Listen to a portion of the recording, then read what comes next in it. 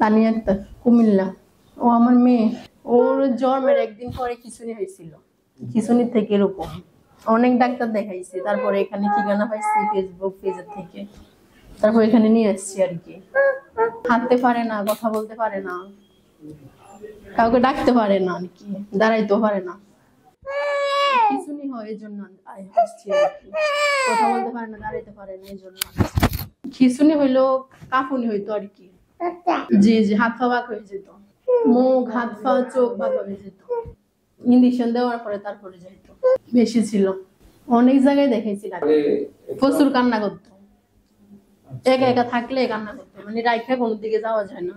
ওর সাথে বসে বসে খেললে তারপরে খিঁচুনি ছিল। জি জি, জন্মের একদিন পরে খিঁচুনি হয়েছে। জন্মের একদিন পর থেকে খিঁচুনি ছিল, তারপর আগে মাসে 15 দিনে 3-4 মাস পর 3-4 মাস পর।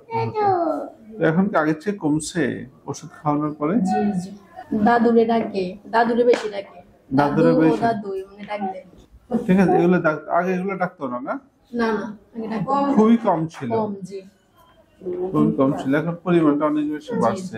আর একটু মানে আগে মানে চুপচাপ থাকতো, চুপচাপ থাকতো, কান্না করতো বেশি, কান্না করতে হচ্ছে। এখন কান্নার পরিমাণ কমছে, খেলাধুলার পরিমাণ বাড়ছে আগের চেয়ে। হ্যাঁ বাড়ছে, খেলাধুলা করে, হাতে দেখা যায়। তার মানে তার মানে জ্ঞানটা আগের চেয়ে একটু ডেভেলপ করতেছে আর কি, ঠিক আছে? আগে যে পরিমাণ বুদ্ধি ছিল সেটা থেকে একটু ডেভেলপ করতেছে। ইয়েস, আগে কিন্তু দাঁড় করাইলে বসে পড়তো, আগে দাঁড় করাইলে বসে পড়তো, মানে শক্তিটা ছিল না। না না, ব্যালেন্স খুবই কম ব্যালেন্স আর কি, ব্যালেন্স কম ছিল, আস্তে আস্তে ব্যালেন্স দাঁড়া। ডাক্তার বানাবেন মেয়ে? ইনশাআল্লাহ।